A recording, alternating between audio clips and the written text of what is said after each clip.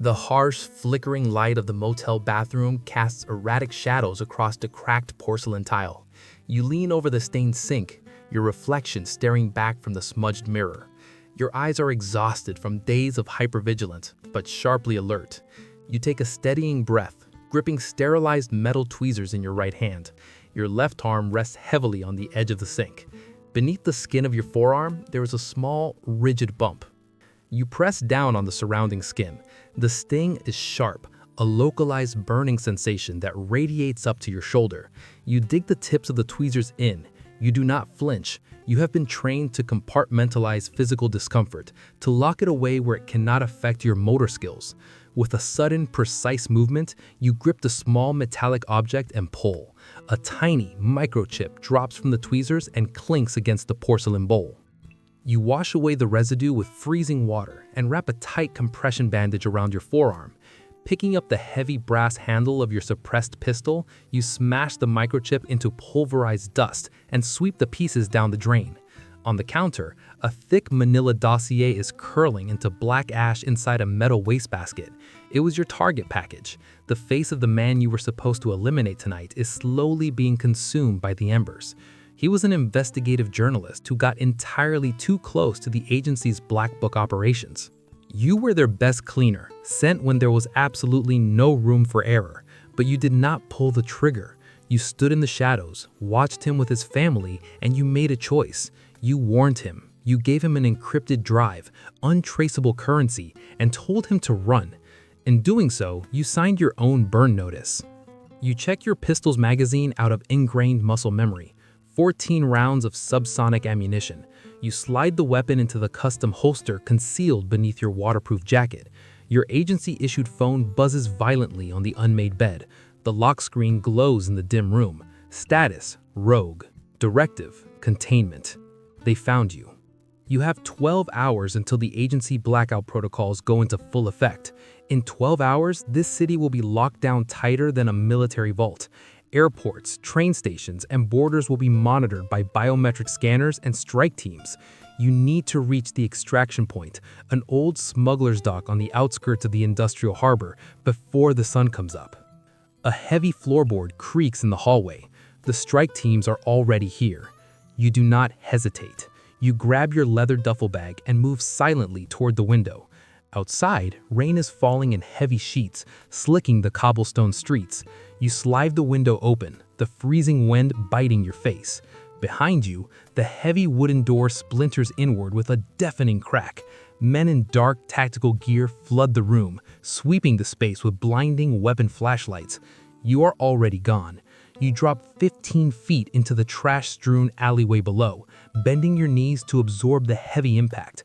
The shock reverberates up your spine, but you immediately transition the momentum into a full sprint.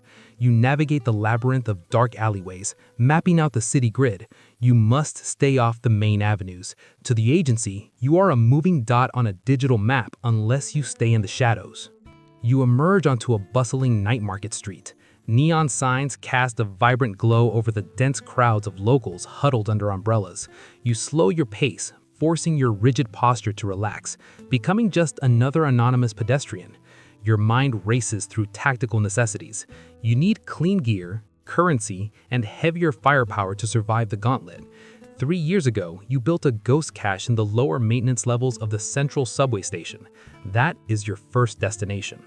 Weaving seamlessly through the dense crowd, your peripheral vision constantly scans for the subtle signs of a hunter. You spot him near a noodle stand. A man in a tailored gray trench coat holding a local newspaper but not reading a single word.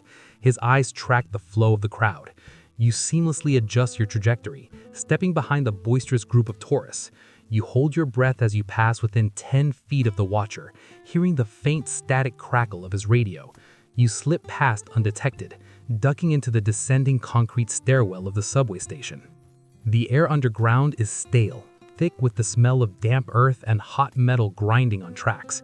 You swipe a stolen transit card, bypassing the crowded public platforms, and head deeper toward the restricted maintenance corridors. You pick the lock of a reinforced steel door marked authorized personnel only in 4 seconds and slip inside. Deep within the subterranean labyrinth, hidden behind the false electrical panel, is a biometric lockbox forged from heavy-gauge steel. You press your thumb against the optical scanner. The machine whirs, and the heavy metal door clicks open. Inside is everything you need to become a ghost.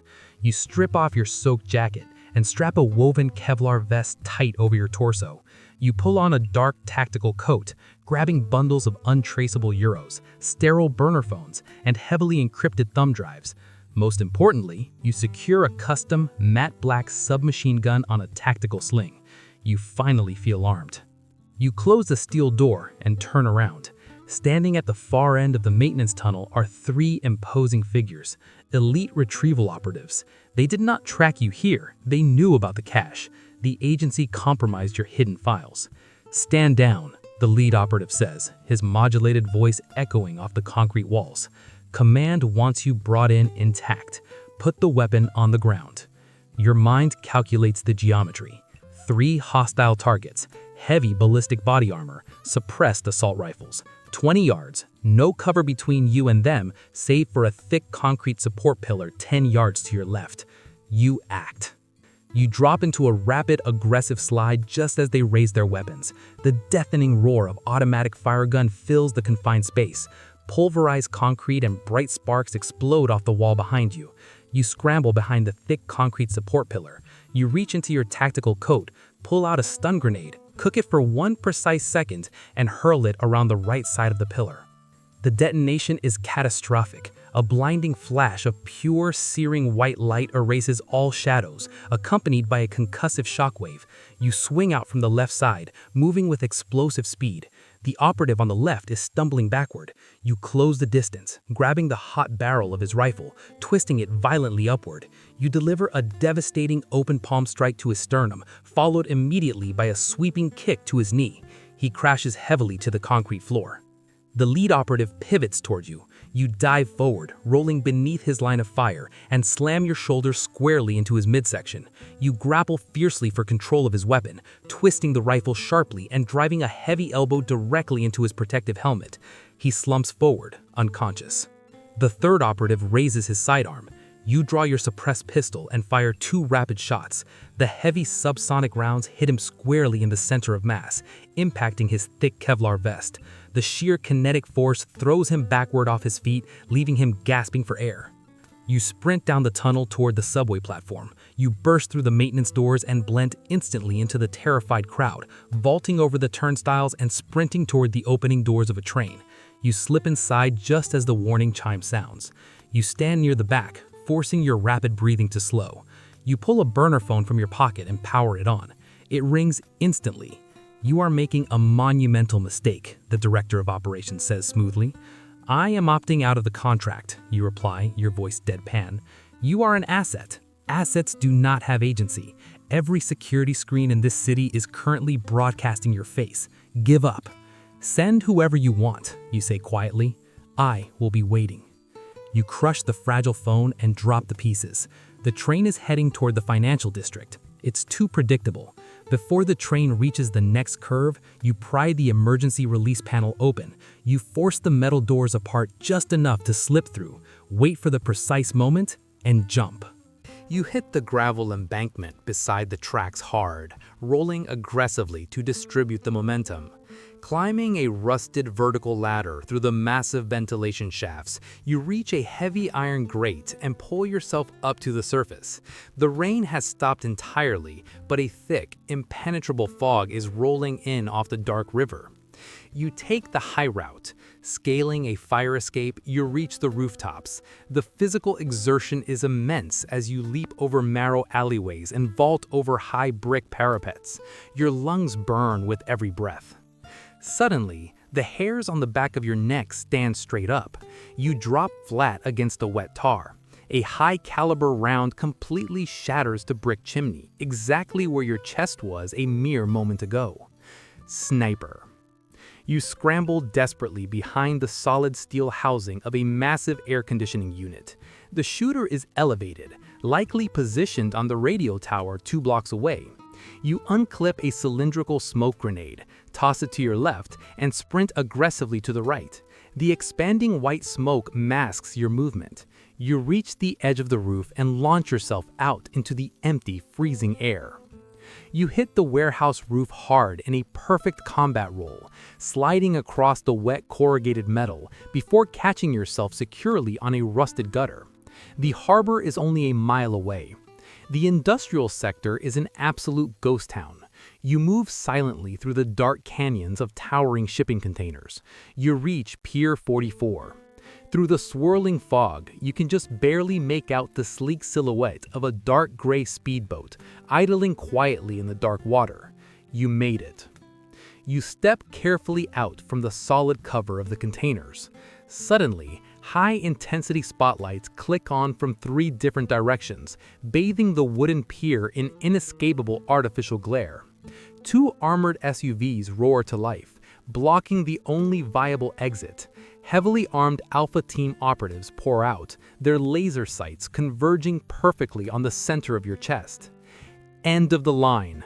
Drop your weapons. The tactical commander booms over a megaphone. You kick a heavy, waterlogged wooden pallet up violently into the air and throw your last flashbang directly at the SUVs.